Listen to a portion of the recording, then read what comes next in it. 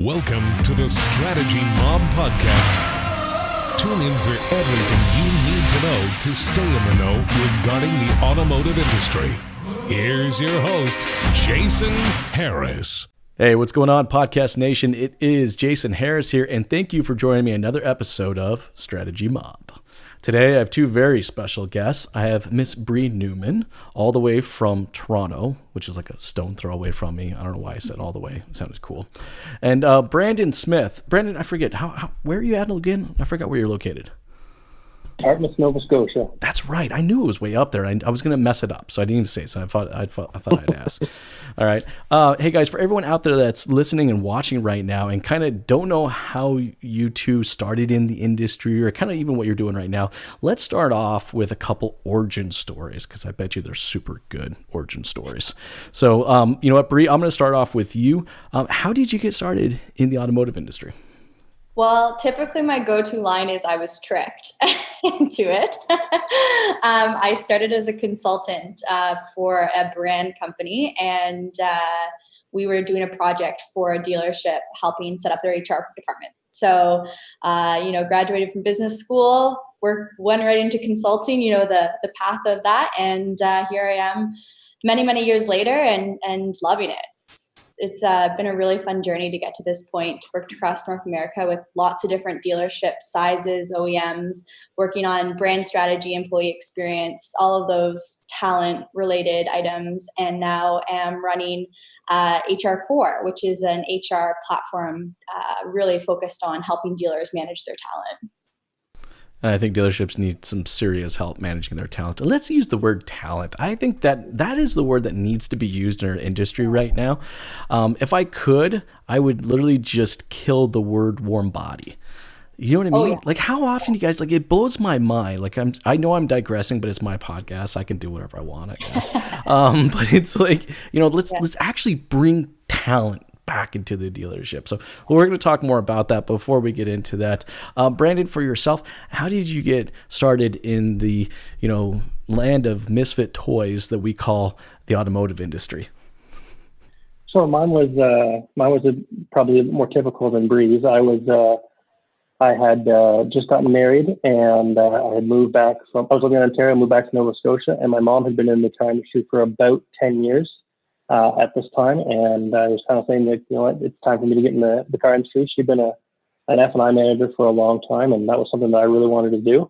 And so I started actually in Halifax, Nova Scotia at a Kia dealership, near and dear to your heart, I'm sure, Jason. And, Absolutely.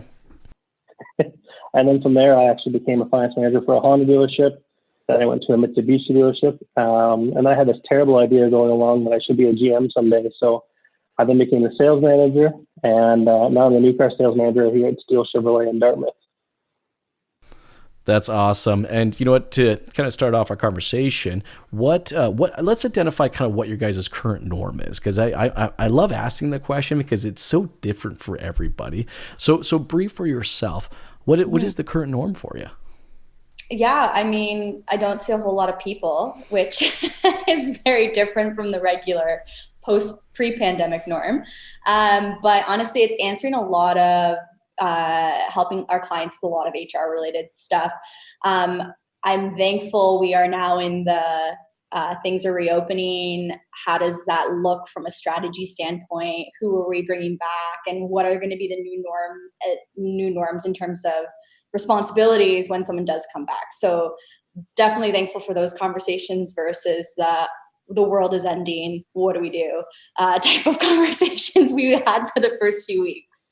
So that's kind of the new normal. But yeah, trying to stay in a routine, I think has been the biggest thing, still like working out and by working out, meaning like all you can really do is run or, do some sit-ups in your apartment. But otherwise, not a whole lot. I do look forward to cooking though now, because I feel like it's the only thing you can like truly plan is cooking a good meal. So I try to do that a few times a week, but otherwise lots of working. Actually, it's the same for me. I actually do a lot of cooking. I actually thoroughly enjoy cooking. It's actually kind of one of my places for me to kind of zone out. And I am a master barbecuer. Like, I don't time anything. I just literally think I got a sixth sense. I just know when things are done. And it's just like, I'll just be sitting there going, yeah, that brisket's done. I need to go flip it. And it's just like, I don't know, I think I got it from my grandfather, but I've had the opportunity to do a lot of that as well. I mean, this weekend I actually camped in the backyard. Oh, fun. Yeah, every single bone in my body and muscle in my body aches right now. I mean, the fact that I slept on the ground in the backyard. My kids, like, I got 3 under the age of 9, and they all weigh less than 50 pounds. So it's like there isn't nothing there. They're just laying on the ground, like, this is great. I had so much fun. And then I'm like I couldn't sleep at all, and the wind was howling, and it's just. But you know what? You do it for your kids. That's what you do, right? You go with no sleep with it.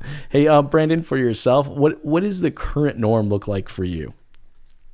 For us, we're actually in the process of kind of, before the pandemic started, we had our sales department employed about 40 different people, including the managers and the GM and different support staff and salespeople.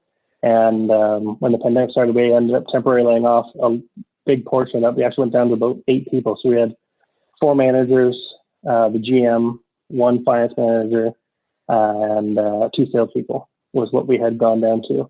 And that basically carried us through the last 2 weeks of March and then the first 2 weeks of April or so. And we started to bring people back on as our leads are starting to climb and whatnot. And we're back up to now we have 6 salespeople, 2 prime managers, 1 non-prime manager, and then all the managers are here. So for a while there, a lot of the managers were wearing multiple hats and kind of doing everything we could to be flexible and versatile during the pandemic there to try to keep things moving along with a reduced staff. But now we're getting to the point now where we're kind of getting closer to being almost back to full strength, and look forward to when we can really get back to full strength. So that's cool. And I'm glad to hear that we are kind of heading back. I mean, the announcement that we received, that we can start doing, sales by appointment, which still, like, a lot of people seem to think like the dealerships are open. Like, they're not open.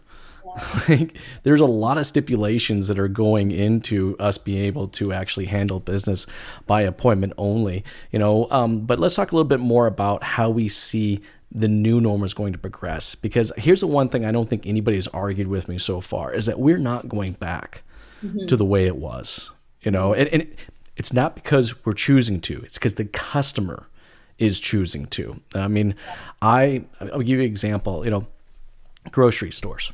I will never walk into a grocery store again in my life. For the first off, I don't know why the hell I was walking to a grocery store in the first place. I had 3 kids under the age of 9. You want to know what it's like walking into a grocery store with them? It's like, how dumb was I? It's like, but now since like we've ordered our food, I make purchases from Canadian Tire. I just pull in and I give them my number and they bring it out. Like, that is kind of my new norm. And now what it is, I think for a lot of customers, is going to be kind of the new expectation, is that the way that we engage with retail, and I don't think regardless what kind of retail, is fundamentally changed. Now, I still believe there's going to be a lot of people out there that are going to want to go back into a dealership and shake hands and hug it out when they make a deal. I don't know about the hugging part, but and that's fine.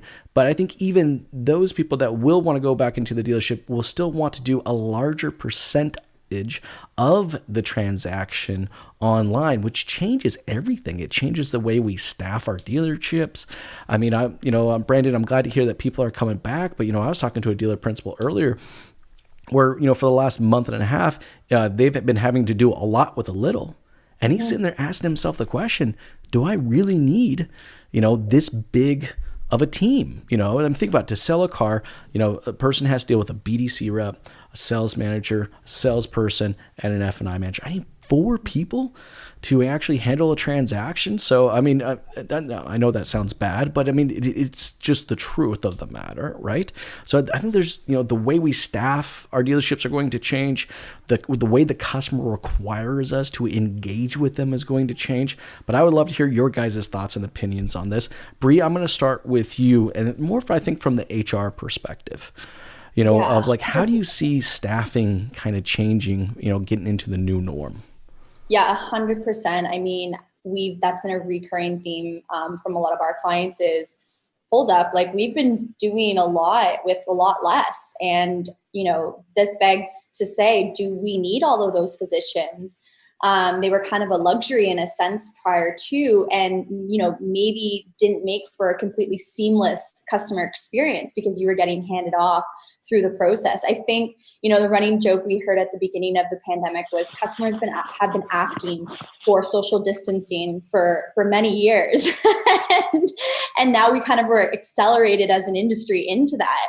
And I think that's, a neat part in a sense. I mean, obviously, dealers being very large employers, especially in Canada, I think I heard a stat the other day, they employ 1 in 7 or 1 in 9 people in Canada. Like that's a lot. But I think what it's doing is it's forcing us to understand the importance of where our roles and responsibilities fall within the customer experience. So before, we had a box of sales consultant. This is what you're supposed to do A through Z. Well, that role is really different. So it means we can recruit for a different type of person, which I think is super exciting. Now you think of the digital component of it. How comfortable is your current team or someone you're hiring with the digital side of things, right? Because ultimately, if they're not able to walk through that process or facilitate an online process or aren't comfortable on camera, then they're not going to be as impactful in this new age as the before of the shaking hands and the hugs and that different side. So I think it's accelerated our need to look at what our job descriptions and our job accountabilities look for and the type of personality we're recruiting for. I love the fact that you use the word accelerated, because that's maybe actually what it is. I mean, I know I'm using the word the new norm, and I know a lot of people are, and I think it's just kind of a general term for what we're talking about. But really what we're doing is we're talking about the way customers have always wanted to do business with us. Yeah. Like this isn't totally new. This is more, to your point, Bri, is that this is just accelerated. All right. Yeah. Our requirement now to meet that customer's expectations. It's like they're putting their foot on the ground and saying, no, like this is my expectation. Like why do I buy a car and walk out with a folder of paper that's this bloody thick? But I go to Home Depot and I buy, a 15-cent bolt and they email me the receipt.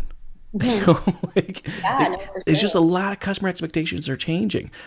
Brandon, for you, at that dealership level, how do you see this kind of playing out going into this accelerated expectation of the customer that they're going to have of us?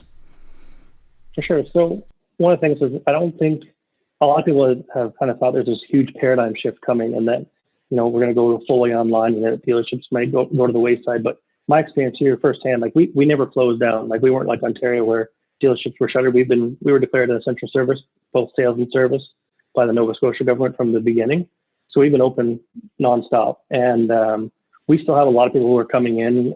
We still have people who, despite us trying we as a rule for the store, we've set up things to be by appointment only. Mostly to make sure that we're enforcing social distancing and we're keeping 6 feet away and we're doing a lot of safety stuff. There's a lot of people who are still expecting things to be the old way. And one of the things that was really good about our dealership is that we were always pretty forward thinking to begin with. So a lot of the shift to trying to do as much of the process online as possible has allowed us to we already kind of were ready for this. So all the stuff that's accelerating it, we were already kind of there. We had an in-house video platform that we've been using extensively, and a lot of our processes that we already had in place were dealing with people remotely, dealing with customers over the phone and internet. A lot of times we can do a deal before the customer ever got to the dealership, and so for us, we were really, really ready for this, and I think that's probably the reason why we've been so successful. Even in April alone, we delivered over 100 cars at our store here. And well, let's take a moment to say congratulations on that. Like how far off, by the way, from your target was that? So we ideally, in a perfect world, we would have been, we were pushing for a lot of growth this month. So I think our budget was set up for 180, and ideally we would have been around 200 cars. But we, I think with all we started the month, the first 2 weeks of the month with 2 sales guys, and to finish the month with over 100 cars delivered. We were all pretty proud of what we accomplished, and a big part of that was being already forward thinking and established. And I think for the dealerships that were clinging to the old way of life, they're faced with the the reality of having to catch up now. And for people who are forward thinking now, they're ready for this new wave. I love the fact that, forward thinking is what's really kind of required here. And, to your point, Brandon, you guys were kind of already preparing for this. For everyone out there that's watching and listening, I know there's been a lot that you guys have done, to kind of get prepared for this. And this wasn't an overnight thing. I think that's what a lot of dealerships need to understand too. There's no light switch. There's no magic diet pill. There's no 12-minute abs, program for us to get to the point where we're able to provide this type of experience, for our customers. So, for what would you say operationally, the three biggest things that you've changed, to kind of meet the customer's new expectations? So for us, a lot of stuff has to do with safety-oriented changes that we had to make. That was really the biggest changes. So one of the things is before we used to have a customer, like a salesperson's cubicle, and the customers would sit in the cubicle. They're actually sitting outside the cubicle now, and there's a pane of glass between the salesperson and the customers now. We've also had to stagger our, the way we have a showroom set up with customers, so that customers and salespeople are always at least 6 feet away. Again, we're really fortunate. We have a gigantic dealership. We actually have a second building, which is running right now. Besides, we have 2 buildings that our sales department's operating out of right now, just to help us with social distancing. But then again, we have tape on the floors showing how far 6 feet is. We have hand sanitizer everywhere. And then the other thing too is we've really made a deliberate effort to show people how we're disinfecting cars. So when someone wants to take a car for a test drive, for example, we have a drive-through service bay. So we have them walk into the drive-through service bay. Salesperson pulls the car in, disinfects the whole car. Customer gets in and drives it on their test drive solo now. Our salespeople are no longer going on test drives, which is a new change. And then when they're done, they come back in. We disinfect the car again, and the salesperson goes and parks it. Same thing for trades. We get the customer to drive the trade into the service bay. We disinfect the car. The used car manager or myself will go and appraise the vehicle and take it for a quick drive. We bring it back in, disinfect it again, and then give it back to the customer. So these extra steps that are oriented around safety have been the biggest changes for us in our day-to-day. Dealing with customers online or at a distance is nothing new for us. So the real big changes had to do with changing how we operate from a safety standpoint, making sure that both customers and our staff are safe and that they feel that we're, taking the necessary steps to ensure everyone's safety. Mm-hmm. The necessary steps, require a lot of communication. And this is where I find that kind of separates out kind of the good dealerships to the great dealerships are the ones that are really, really doing a phenomenal job of over communicating to their customers as far as what the process is. So if someone, needs to service their car, what are the 1 through 12 steps that I have to take? I bought something from Canadian Tire the other day, and in my email confirmation of my order was like 9 steps that I had to take to pick this thing up. It was like I had to drive through this line, I had to wait for this person, I had to show them this confirmation number, then they assigned me a parking spot to go park, and it's like, but you know what though, I went into that experience very, very confident because as a consumer, it was so clear to what I had to do, where I had to be, right? So there's one line of communication that I want to talk about. And Brandon, we're going to get into a little bit of that with you. The communication I want to talk about with you, Bri, and I've seen it was probably the biggest lack of communication is the communication to our staff. Yeah. And I think there's a bunch of communication as far as what you should and shouldn't say. I mean, I talked to a dealer the other day where they told their HR person, I'm not going to say names, I won't throw them under the bus, but the HR person literally said you should not talk to anybody laid off or furloughed. I was like, what? So you're going to lay off 62 people and then have no conversation with them at all during that time frame? Like, it just sounded like such a horrible idea to me. But Bri, I'll start with you, and then Brandon, I want to come to you. Communicating to your staff during, the times of layoffs or, furlough, what are some of the best practices? Yeah, frequency for sure would be number one. And it doesn't have to be like, here we are again in the pandemic. Some of the best of our groups, we've been seeing them communicate about here's what our leadership team is doing to reopen. Here's this extra safety precautions, not just for our customers, but for you as our staff, because we want you to feel comfortable in the workplace, because that's a whole other issue that we're dealing with, right? And then just like, here's some tips to do at home while you're bored. Do you know what I mean? Like, how do you keep your mental health, or communicating about your benefits benefits programs and what EAP programs are available. I think oftentimes, we assume that there's that severance of a relationship through a layoff or a furlough, that all of a sudden they're not our responsibility. But really what we saw at the beginning of the pandemic was whether you were still employed or you were on layoff, those employees were looking to their employer to say, what the heck is going on? And just that sense of security. And I think what we've seen is the companies who are doing that really, really well, whether it be in auto or outside, are gaining that engagement and loyalty from an employee perspective very differently than all of the other things we say are important to employees, like good pay and culture and all of those other things. We're seeing just simply communicating with your staff to say, hey, I'm checking in, is a really, really easy way to make sure that you keep your staff engaged, whether they're working or not. And that's, I certainly would say as much communication as possible and just being transparent and open. Nobody knew when we first started this how long this was going to play out.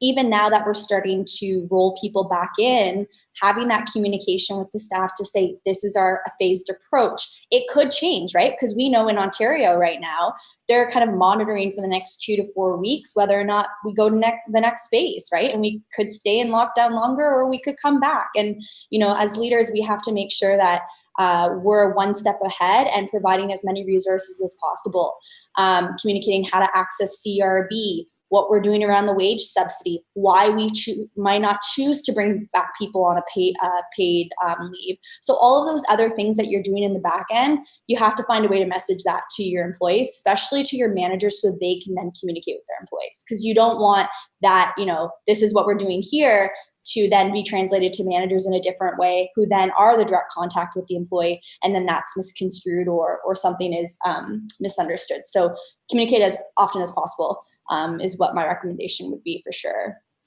I think that's a great idea. I saw a dealership that was holding a weekly State of the Union. Yes. For their staff, and I thought it was actually an amazing thing. In fact, they invited me to come on this Friday to kind of hang out with them and just see if I can provide any tips and tricks and just ideas and stuff like that. But they've been holding this weekly State of the Union where the dealer principal is coming on, and it's not mandatory, but it's there, right? Yeah. And he has about 4 or 5 points that he's always kind of consistently updating. Mm-hmm. So it's like to your point, Bri, a lot of people heard dealerships opening, like a lot of salespeople heard that. That's not really what happened. It's for us, it's like by appointment. Well, that doesn't mean that, so there are a lot of salespeople that were making phone calls on Monday going, okay, boss, when am I coming back? When am I coming back? I mean, I'm reading all over the internet right now that, dealerships are open. Well, that's not really the case. So it's like that consistency and frequency. I'm with you on that, like of what we communicate. Now, I had a question for you. You may or may not be able to answer, and that's fine. But I did have a salesperson that actually refused to come back to work because it was not clearly explained to them at all what the dealership was doing, all right, to ensure, this person's safety. And, I didn't know from an HR perspective, what is the requirements for us to communicate, to our staff about our precautionary efforts. Yeah, I mean, you want to put in, there's a few different policies you're going to want to put in play. And then obviously all the safety precautions like the plexiglass, the PPE when and where necessary, the disinfecting. I think the procedures that we're seeing come in play, like do you have a person designated to disinfecting the key to the test drive car, and that it's just like, it's almost like handed off into like a box, and like that's the box of dirty keys or whatever that looks like. So I think that's a big piece. The refusal to work thing is tough, and it's definitely tricky because one, each province is slightly different, and two, it really depends on the employee and the employer relationship and how candid of a conversation you can have with your employee. Ultimately, that serious refusal of work requires someone in from the government to come and inspect, to make sure that whether or not it's warranted. But then there's also implications with CERB and whether or not an employee will still qualify for CERB. Like that whole point of that subsidy was for employees was because you are not able to work. Now the employer is saying, hey, your job's here. We're ready for you. Here's the 15 things we're doing to make sure we keep you and our customers safe. And then them still refusing to come back. So there's a few implications from a legality standpoint that you always want to check with an employment lawyer. But best practice, again, that communication, weekly huddles or daily huddles and check-ins, not in person, whether remotely or distanced, to say like, here's a reminder about our protocols, and then tracking those protocols. We know that the governments are going to be extremely stringent from a health and safety inspection standpoint. And so tracking and logging your steps and when things were cleaned and disinfected is super, super important in case you were to ever be inspected. So I think that's another component from a communication standpoint and a tracking perspective that we have to be mindful of. That's actually a really good point, Bri. And Brandon, this kind of leads into my question for you. We're communicating to our customers, we should be communicating to our customers what our processes are. But I'm a little concerned about one thing in particular, what we're communicating to our customers right now, is we're communicating to them that we're sanitizing their vehicle. And I just don't think dealerships realize what that means when you say something like that. My family, we come from the restaurant and hospitality industry, and I'm pretty aware of how stringent it means to say that. I mean, there are many, many standard operating processes and sanitization processes that have to be followed, but we've never as an industry had to sanitize a car. I mean, I saw a dealership the other day post a video where they just sprayed something into a rag and wiped down the handle and the steering wheel, and they were calling that sanitized. And I'm like, that is so far from sanitizing something, So I'm a little concerned, but I'm finding the dealerships that are really winning at this are the ones that are over communicating exactly what the process is. Brandon, for yourself, how are you finding, communicating to customers, and what are some ideas that dealerships can use or execute to better their communication efforts? Sure. So, I mean, video has for a long time been the tool of the future, right? So, we created a video explaining for our service one, a real detailed video explaining the process of how to get your car in service, what happens after you book your appointment, and when you arrive for your appointment, and we're in the process of doing something similar for sales currently. I mean, the few of the things we've done that are obvious for people is just the amount of there's hand sanitizers everywhere, there's stickers everywhere advising people to stay 6 feet apart. When you sit down at actually even F&I offices right now, when you do have to sign a contract in person, because a lot of the banks have enabled us to do digital signing for the first time in a long time, the first time in ever really. But one of the things we've done is we've actually put 2 desks back to back so that there really is 6 feet of desk between you and the person that you're sitting in front of. That's a good idea. I like that. Which before was something that well, even now it still looks ridiculous, but it's this things that we have to do when you're thinking about people's safety. And then even again, when we go and we sanitize the cars, we went and invested a lot of money in a number of machines that are like they hook up to an air compressor and you spray down the whole thing, and it is like real hardcore sanitization of a vehicle. You're using a wet fogger then. Yeah, no, that's a great way to do it. I mean, people have to understand that just taking a bottle of Lysol and spraying it onto a surface, that's not sanitizing. Anyways, I apologize. No, keep going. And no problem. And like I say, when people see the lengths that we've gone, just even for just a test drive, they know that kind of goes further on behind things that they can't see. And then I think those things are what's really important right now. What are you communicating to customers as far as like the sales process? Like, if it's like, if I need to buy a car or my lease is coming due, how descriptive have you guys gotten about, here are the 17 steps. I don't know if there's 17 steps. I'm making that up, but how many steps are there, and what and how are you communicating?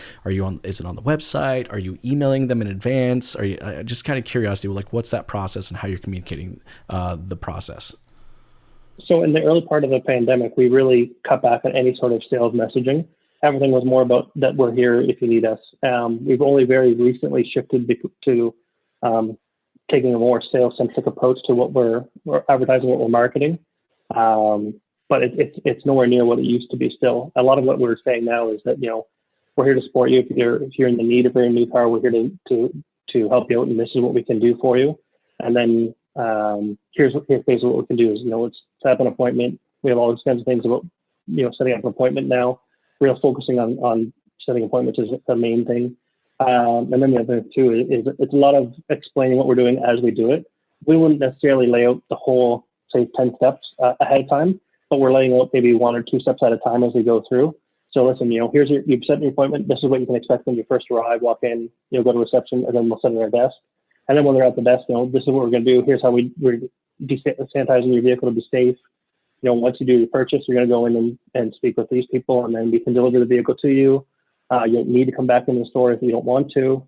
But what we're finding too is that a lot of the customers that are currently going out and shopping for a vehicle, they're the ones who aren't taking Corona very seriously, and they're not necessarily the ones who are home, isolated, and afraid. A lot of these people are the ones who are probably the same people who might go out and protest it for whatever reason.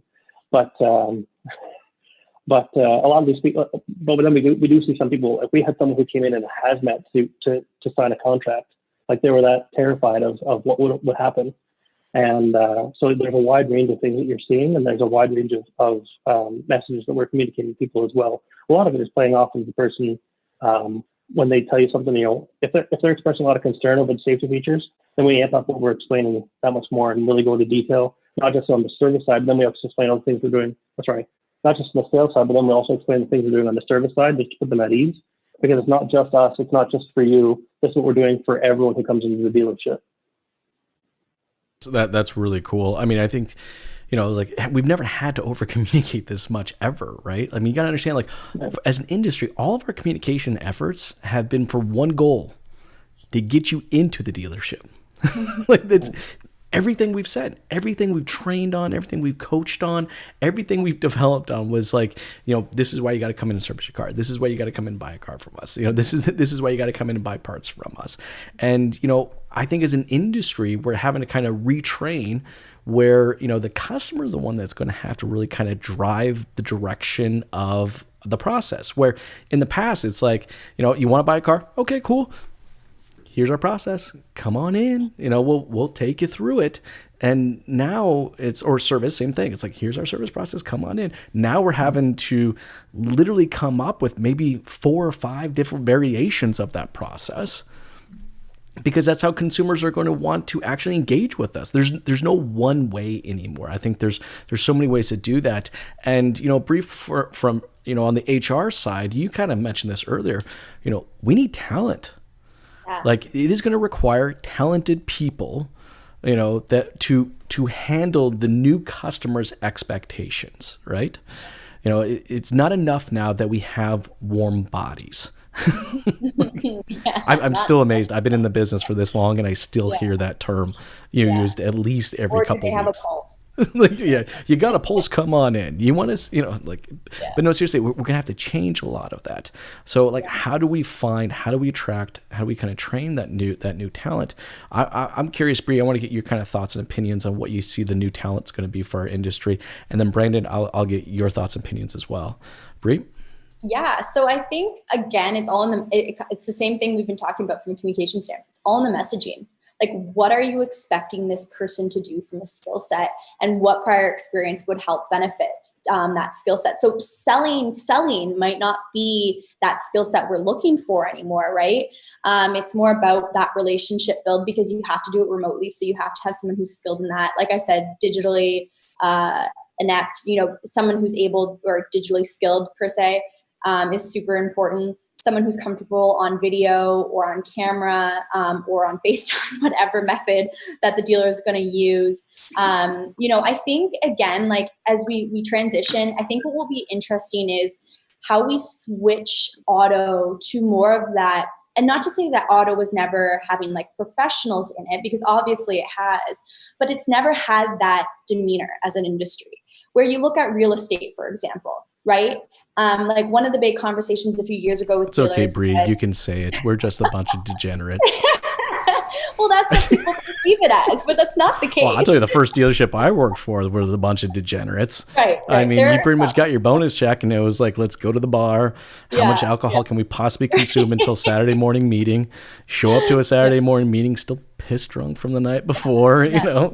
No, for sure. But no, I sorry, I digress. But you can use the word degenerates because there's still a lot of us out there. there's some in every industry. But I think the biggest thing is, you look at the real estate model. A few years ago, we were having conversations with dealers who were like so anti social media, and we were like, this is free promotion for your dealership if Joe takes it upon himself to promote you through social media because he wants to sell or she wants to sell more cars. And, there was always this hard, like, fear of what would happen or the liability. But, you look at Royal LePage or you look at, Sutton Group, you follow any of their real estate agents on social media, and those people are 100% focused on their personal brand. So as an industry, how do we enable our people to have that entrepreneurial spirit and recruit for that they're really kind of, selling you as a dealership? You're kind of there facilitating, supplying the product and supplying the space.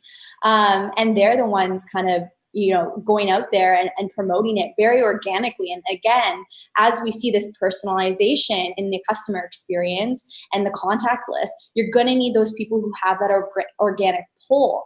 So I think it's just switching our methodology of and again, this pandemic again has accelerated that, of this is how it's always been done, and looking at other industries around us to say, they have independent salespeople who are responsible for high worth transactions, and how do we replicate a very similar model in dealerships? And that means a different pay plan, right?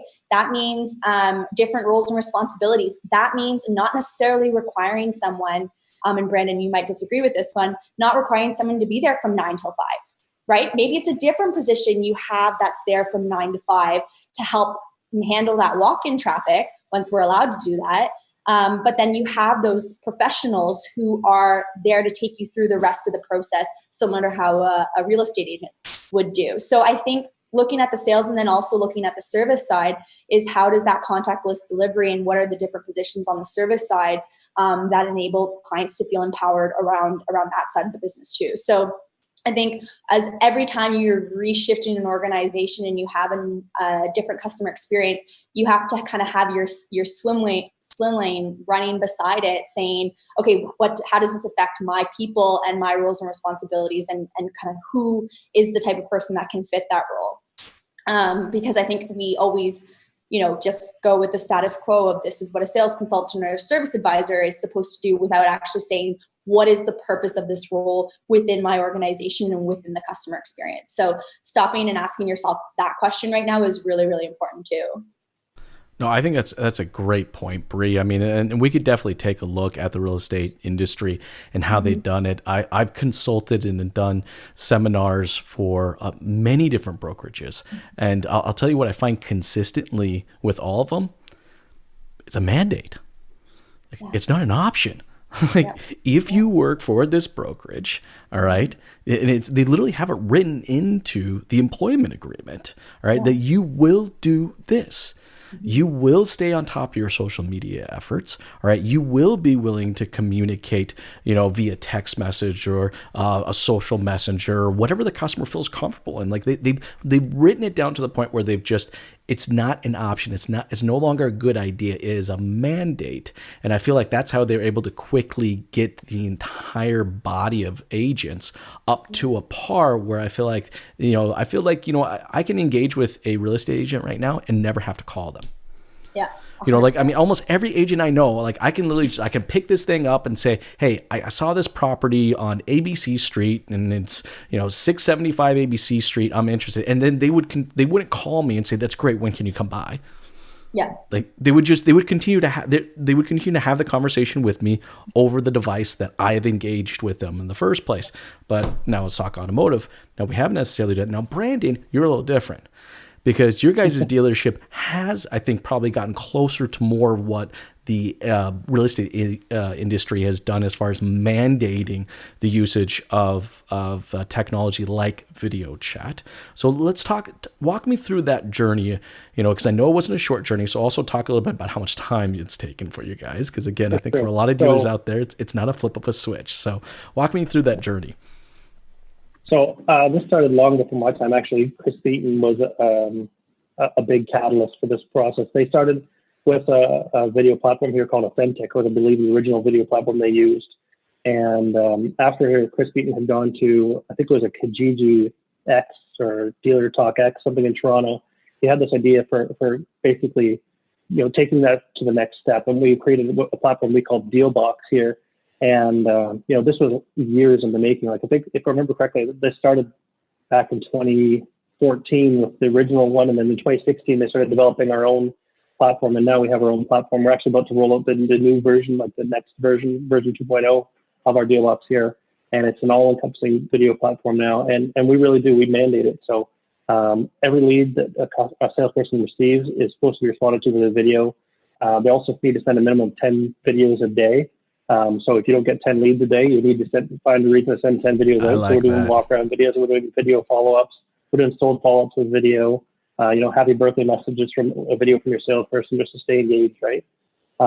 Anything that you can use, we do it over video, and it's a much higher conversion. People seem to respond to it a lot better. And one of the things that's really good for us, especially with the platform that we developed, is we get so much more information back. We know when they open it, we know how long they watch it, we know if they share it with friends. So there's a lot of the stuff built into it. And now with this new version of Dealbox that we're rolling out, we're getting actually leads funneled right into the Dealbox platform, so we can actually track the life of a lead all through our own platform that we've built in-house. And the Dealbox platform itself actually won GM's Innovation Award, which was a really high honor.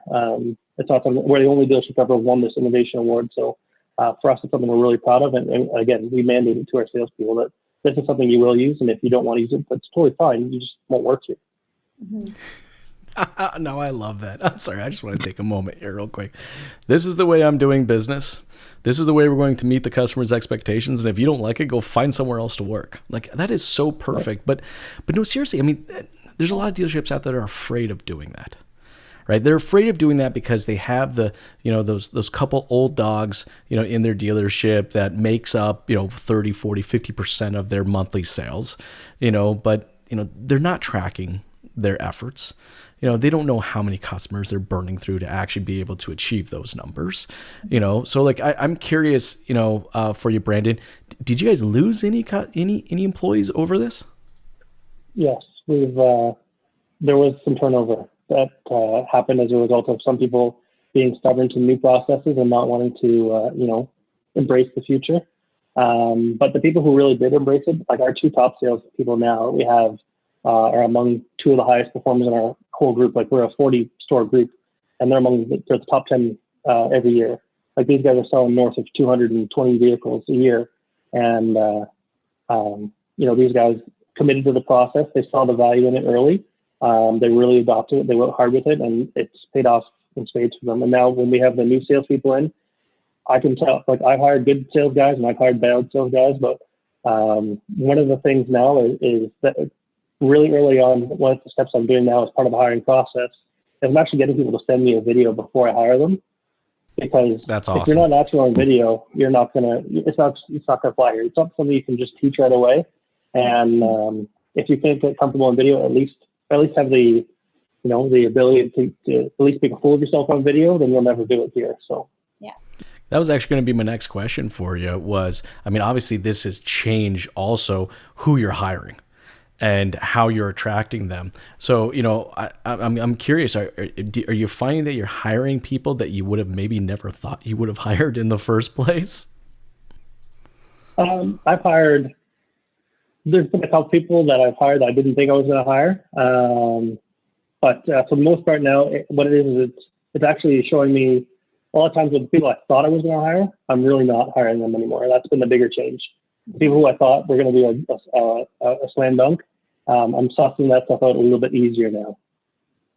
And I think that's exactly what happens when, you kind of lay out what your expectation of the employee is, and knowing that expectation is in line with the customer's expectation of how they actually engage with them. Hey guys, I know we can go on for this for a while, and I think we probably should do another one of these soon because, real quick, Brandon, actually, the product that you guys have, is that available to any other dealerships? Sorry, it's only available to Steele currently. All right, you guys heard it. If you want to utilize this product, you're going to have to go work for a Steele dealership. Hey, but before we go, guys, and we finish off, I get to ask my favorite question of the day. Now, I prepped you both for this before we got here, but it's now time. All right, Bri, you're up. What is pissing Bri Newman off? Probably the negativity around COVID. Like, I'm a very positive outlook type of person. So hearing the down in the dumps, this is so terrible. Obviously it sucks for sure. I don't want to downplay that we're going through a world pandemic, but like we've had like 6 or whatever weeks we've all kind of been in this lockdown to sit back and be like, how am I going to come out of this stronger? And so the people who are like, I'm just so sick of this, like utilize that time. Like we've had, like, I actually am starting to be like, have I utilized my time well enough during this time? Like, I'm like, we're going to go back to like normal. And I'm going to be like, did I do enough while we weren't in our pandemic world? So I think that's probably like what's bothering me the most is the constant, Groundhog Day of, I can't believe that this is our new normal. People who feel sorry. I'm with you. I mean, I think there are a lot of people out there that are kind of stuck in this Groundhog Day type of just like mood and negativity. Mm-hmm. So no, I'm with you on that. I know a handful of those. All right, Mr. Brandon Smith, you're up here. All right. What is pissing Brandon Smith off? I got 2 for you. So my first one is an easy one. My daughter, who I love very, very much, she is about 3.5 right now, but she has become a sleep terrorist lately. And I just wish I could have one night of just nice long sleep, uninterrupted, no fights before bed or at midnight when I'm just about to go to bed myself. That would be one thing I would really, really love to change. She was such a good sleeper when she was an infant for so long. I don't know what's going on right now, but I want her back. That would be one. And then the second one is all the conspiracy people around the COVID stuff and all the coronavirus stuff. It's just insane. Like there's so many of them and they're changing every day and they're getting more and more just ludicrous as time goes on. And I'm so sick of it. I'm so sick of it. Like people saying, oh, Justin Trudeau was under house arrest, or, the thing was developed in a lab and it got out. And there's all these things that just simple research can prove wrong, but these people are spouting it like it's gospel, and I hate it so much. I'm with you on that. I have a neighbor, and I like my neighbor a lot, but it's like the second I walk out the door, he's got a new conspiracy theory. He knows. He's like, I know exactly what happened. I know how it all happened. Do you want to come? Let me tell you what happened. I'm like, no. I got to take out the trash in 6 feet away. 6 feet away. I hear you. I hear you on that one, Brandon. Hey, for everyone out there sorry, what was that, Bri? Right. I have a neighbor to that point who keeps inviting me to the protests. No. And it's now on the fact that this was so they could put up 5G networks. And stop every time. Well, that's a good one. I like that one. I'm like, no. Oh, that's a good one. Hey guys, for everybody out there that's listening and watching right now and would love to connect with the two of you and learn a little bit more about what you guys do and follow along with your journey, what is the best way to do so? Bri, I'll start with you. Yeah, so any one of our HR4 handles, so HR4 _dealers on Instagram. We're also active on LinkedIn. My personal LinkedIn I'm quite active on, and then HR4.com. You can always get in touch with us there. Awesome. And Brandon, for yourself, what is the best way to connect with you? Easiest thing for me is just reach out on LinkedIn. I'm pretty active on LinkedIn. I respond to everyone. I got a lot of people from messaging me on LinkedIn, and I'll always message you back. Lots of conversations on there with other sales guys and dealers and whatnot. And I'm the only Brandon Smith that works at Steele Chev, so it should be easy to find. There's a lot of Brandon Smiths, but only one. There's a lot of Brandon Smiths, but you're the only one at Steele. Yeah. Hey guys, thank you so much for taking the time to jam with me today. This has been a lot of fun. You guys have yourself a good one. See ya.